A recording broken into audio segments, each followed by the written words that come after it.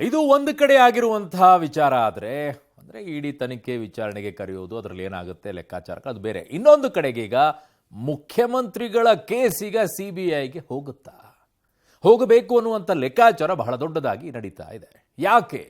ವಿಶ್ವಾಸ ಲೋಕಾಯುಕ್ತದ ಮೇಲೆ ಇಲ್ಲ ನಮಗೆ. ಲೋಕಾಯುಕ್ತರು ಇಲ್ಲಿ ನಡ್ಕೊಳ್ತಾ ಇರುವಂಥ ರೀತಿ ಸರಿ ಇಲ್ಲ, ಅದು ಸಿದ್ದರಾಮಯ್ಯನವ್ರ ಪರವಾಗೇ ಇರುತ್ತೆ ಅನ್ನುವಂಥದ್ದು. ಅದರ ಮಧ್ಯದಲ್ಲಿ ಇವತ್ತು ಕೋರ್ಟಿಗೂ ಕೂಡ ಲೋಕಾಯುಕ್ತ SP ಒಂದು ವರದಿಯನ್ನು ಕೂಡ ಕೊಟ್ಟಿದ್ದಾರೆ. ಕಾರಣ ಹೈಕೋರ್ಟ್ ಹೇಳಿತ್ತು ವರದಿಯನ್ನು ಕೊಡಿ ಅಂತೇಳಿ ಒಂದು ಡೆಡ್ಲೈನನ್ನು ಕೊಟ್ಟಿದ್ರು 27ನೇ ತಾರೀಕು. ಹಾಗಾಗಿ ಇವತ್ತು ಆ ಡೆಡ್ಲೈನ್ ಇತ್ತು. ಆ ನಿಟ್ಟಿನಲ್ಲಿ ಇವತ್ತು ಒಂದು ವರದಿಯನ್ನು ಕೂಡ ಕೊಟ್ಟಿದ್ದಾರೆ. ಸೊ ಮೂಡ ಕೇಸ್ಗೆ ಈಗ CBI ಎಂಟ್ರಿ ಏನಾದರೂ ಆಗುತ್ತಾ? ಅದು ಕೋರ್ಟ್ ಮೂಲಕವಾಗಿ ಆಗಬೇಕಾಗತ್ತೆ. ಅವರೇ ನೇರವಾಗಿ ಮಧ್ಯಪ್ರವೇಶವನ್ನು ಮಾಡಕ್ಕೆ ಬರೋದಿಲ್ಲ. ಒಂದು ರಾಜ್ಯ ಸರ್ಕಾರ ಕೇಳ್ಕೊಳ್ಬೇಕು ಇಂಥ ಕೇಸನ್ನು ತನಿಖೆ ಮಾಡಿ ಅಂತ. ಇನ್ನೊಂದು ಕಡೆಗೆ ಹೈಕೋರ್ಟ್ ಆದರೂ ಕೂಡ ಅದಕ್ಕೆ ಹೇಳಬೇಕು. ಹೈಕೋರ್ಟ್ನಲ್ಲಿ ಇವತ್ತು ವಾದ ಪ್ರತಿವಾದ ನಡೀತು. ಮುಖ್ಯಮಂತ್ರಿಗಳ ಕೇಸ್ನ ವಿಚಾರದಲ್ಲಿ ವಾದ ಪ್ರತಿವಾದ ನಡೀತು. ತದನಂತರ ಆಗಿರುವಂಥ ಬೆಳವಣಿಗೆಗಳು ಏನಾಗಿದೆ? ಕೋರ್ಟ್ಗೆ ಮೂಡಾ ತನಿಖಾ ವರದಿಯನ್ನು ಕೊಟ್ಟಿದ್ದಾರೆ. ಲೋಕಾಯುಕ್ತ SP ಅವರು ಹೋಗಿ ಆ ತನಿಖಾ ವರದಿಯನ್ನು ನೀಡಿದ್ದಾರೆ. ಬಟ್ ಅದರಲ್ಲಿ ಏನಿದೆ, ಯಾವ ರೀತಿಯಾಗಿದೆ, ಇವೆಲ್ಲವೂ ಕೂಡ ಈಗ ಸದ್ಯಕ್ಕೆ ಬಹಿರಂಗವಾಗಿಲ್ಲ. ತನಿಖಾ ಪ್ರಗತಿ ವರದಿಯನ್ನು ಲೋಕಾಯುಕ್ತ SP ಅವರು ಕೊಟ್ಟಿದ್ದಾರೆ. ಮೈಸೂರು ಲೋಕಾಯುಕ್ತರು ಈ ವಿಚಾರದಲ್ಲಿ ತನಿಖೆಯನ್ನು ಮಾಡ್ತಾ ಇರೋದ್ರಿಂದ ಅವರೇ ಇದರ ವರದಿಯನ್ನು ಕೊಡಬೇಕಾಗಿದೆ. ಹಾಗಾಗಿ ವರದಿಯನ್ನು ಈಗಾಗಲೇ ಕೊಟ್ಟಿದ್ದಾರೆ. ಅದು ಪೂರ್ಣ ಪ್ರಮಾಣದ ವರದಿ ಅಲ್ಲ. ಸೊ CBI ತನಿಖೆಗೆ CM ಪರ ವಕೀಲರು ಆಕ್ಷೇಪವನ್ನು ಎತ್ತಿದ್ದಾರೆ. ಯಾಕೆ? ಏನು ತಪ್ಪೇ ಮಾಡಿಲ್ಲ ಸಿದ್ದರಾಮಯ್ಯನವರು ಅನ್ನೋದಾದರೆ, ಏನು ತಪ್ಪೇ ಮಾಡಿಲ್ಲ ಅವರ ಪತ್ನಿ ಅನ್ನೋದಾದರೆ, ಏನು ತಪ್ಪೇ ಮಾಡಿಲ್ಲ ಅಲ್ಲಿರುವಂಥವರು, ಯಾವ ಹಗರಣವೂ ಆಗಿಲ್ಲ ಅನ್ನೋದಾದರೆ CBI ತನಿಖೆ ಕೊಡೋಕೆ ಯಾಕೆ ಹಿಂದೇಟು ಹಾಕ್ತಾ ಇರೋದು? ಸೊ ಈಗ ಅವರ ಪರ ವಕೀಲರ ಆಕ್ಷೇಪವನ್ನು ಎತ್ತುತ್ತಾ ಇದ್ದಾರೆ. 50-50 ಅಡಿಯಲ್ಲಿ ಶೀಘ್ರವೇ 631 ಸೈಟ್ಗಳನ್ನು ಸೀಸ್ ಮಾಡ್ತಾರೆ. 50-50 ಅನುಪಾತದ ಅಡಿಯಲ್ಲಿ ಏನು ಸೈಟ್ಗಳನ್ನು ಹಂಚಿಕೆ ಮಾಡಿದ್ರು, 631 ಸೈಟ್ಗಳ ಬಗ್ಗೆ ಇಡಿ ಕೂಡ ವ್ಯಾಖ್ಯಾನ ಮಾಡಿತ್ತು. ಆ ನಿಟ್ಟಿನಲ್ಲಿ ಈಗ ಹೇಳ್ತಾ ಇರೋದು ಮತ್ತೆ 550 ಸೈಟ್ಗಳ ಮಾಹಿತಿಯನ್ನು ಈಗ ಕೇಳಿದೆ. ಸೊ ಹಾಗಾಗಿ ಇಡಿ ಕೇಳಿರುವಂಥ ಈ 550 ಸೈಟ್ಗಳ ವಿಚಾರದಲ್ಲಿ ಈಗ ಬಹಳ ದೊಡ್ಡ ಮಟ್ಟದ ಚರ್ಚೆಗೆ ಎಡೆ ಮಾಡಿಕೊಡ್ತಾ ಇದೆ. ಯಾವೆಲ್ಲ ರಾಜಕೀಯ ಪಕ್ಷದ ನಾಯಕರು ಇದರಲ್ಲಿ ಇನ್ವಾಲ್ವ್ ಇದ್ದಾರೆ, ಯಾರ್ಯಾರು ಲಾಭ ಪಡ್ಕೊಂಡಿದ್ದಾರೆ, ಅದು ಅನುಮಾನಕ್ಕಿದೆ. ಇದರ ಬಗ್ಗೆ ಒಂದು ಡೀಟೇಲ್ ವರದಿ ಇದೆ, ನೋಡ್ಕೊಂಡು ಬನ್ನಿ. ಸಿಎಂ ವಿರುದ್ಧದ ಕೇಸ್ CBIಗ ಹೈಕೋರ್ಟ್ನಲ್ಲಿ ವಾದ ಪ್ರತಿವಾದ. ಪಾರದರ್ಶಕ ತನಿಖೆ ಅಸಾಧ್ಯ, ಕಪಿಲ್ ಸಿಬಲ್. ಮುಖ್ಯಮಂತ್ರಿ ಸಿದ್ದರಾಮಯ್ಯ ಕುಟುಂಬದ ವಿರುದ್ಧ ಕೇಳಿಬಂದಿರುವ 14 ಸೈಟ್ಗಳ ಅಕ್ರಮ ಕೇಸನ್ನ CBIಗೆ ವಹಿಸಬೇಕಾ ಬೇಡವಾ ಅನ್ನೋ ಬಗ್ಗೆ ಹೈಕೋರ್ಟ್ನಲ್ಲಿ ವಾದ ಪ್ರತಿವಾದ ಮುಂದುವರೆದಿದೆ.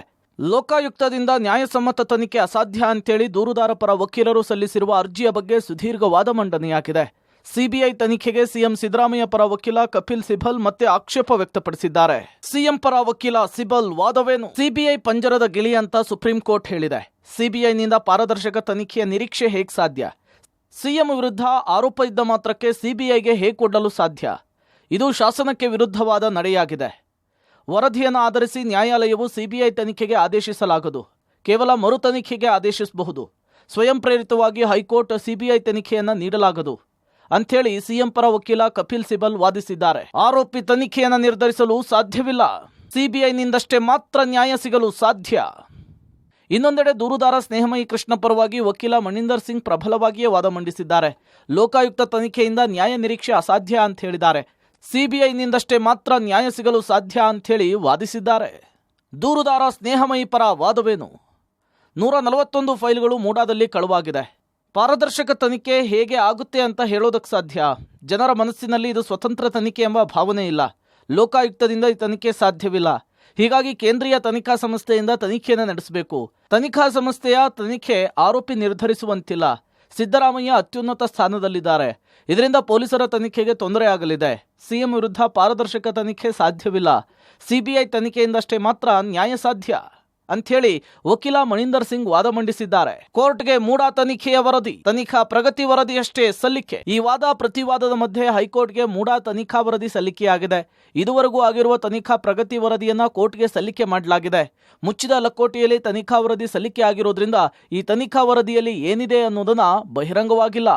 ಮೂಡದ ಪ್ರಕರಣವನ್ನು CBI ತನಿಖೆಗೆ ವಹಿಸಬೇಕು ಅಂತೇಳಿ ಸಲ್ಲಿಕೆಯಾಗಿದ್ದಂಥ ಅರ್ಜಿ ಏನಿತ್ತು, ಅರ್ಜಿಯ ವಿಚಾರಣೆ ಕೂಡ ಇವತ್ತು ಸಂಪೂರ್ಣವಾಗಿ ಮುಕ್ತಾಯಗೊಂಡಿದೆ. ವಾದ ಪ್ರತಿವಾದವನ್ನು ಆಲಿಸಿದಂಥ ನ್ಯಾಯಾಲಯ ಲೋಕಾಯುಕ್ತದ ತನಿಖಾ ಪ್ರಗತಿ ವರದಿಯನ್ನು ರಿಸೀವನ್ನು ಮಾಡಿಕೊಳ್ತು. ಜೊತೆಗೆ ಮುಂದಿನ ಆದೇಶ, ಅಂತಿಮ ಆದೇಶದವರೆಗೂ ಕೂಡ ಲೋಕಾಯುಕ್ತ ಯಾವುದೇ ರೀತಿಯ ವರದಿಯನ್ನು ಕೆಳ ಹಂತದ ನ್ಯಾಯಾಲಯಕ್ಕೆ ಸಲ್ಲಿಕೆ ಮಾಡಬಾರ್ದು ಅಂತೇಳಿ ಸೂಚನೆಯನ್ನು ಕೊಟ್ಟಿರುವಂಥದ್ದು.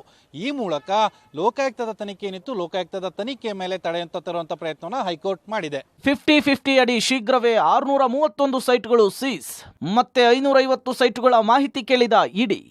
ಈ ಮಧ್ಯೆ ಮೈಸೂರು ಮೂಡಾ ಹಗರಣದಲ್ಲಿ 50-50 ಫಲಾನುಭವಿಗಳಿಗೆ ಮತ್ತೆ ಸಂಕಷ್ಟ ಶುರುವಾಗಿದೆ.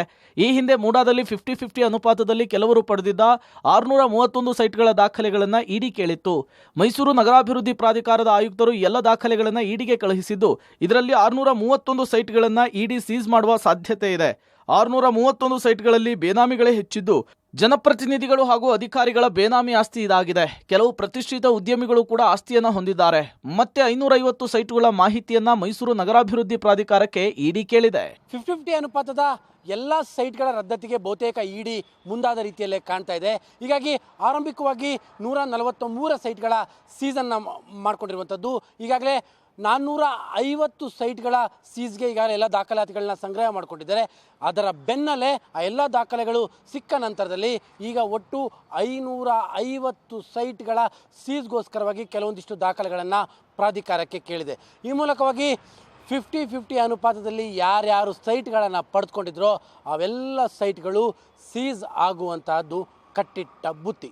ಒಟ್ನಲ್ಲಿ ಮೂಡಾ ಕೇಸ್ ಕುತೂಹಲದ ಘಟ್ಟ ತಲುಪಿದ್ದು, ಯಾವ ರೀತಿ ತಾರ್ಕಿಕ ಅಂತ್ಯವನ್ನ ಕಾಣುತ್ತೆ ಅನ್ನೋದನ್ನ ಕಾದ್ ನೋಡ್ಬೇಕಿದೆ.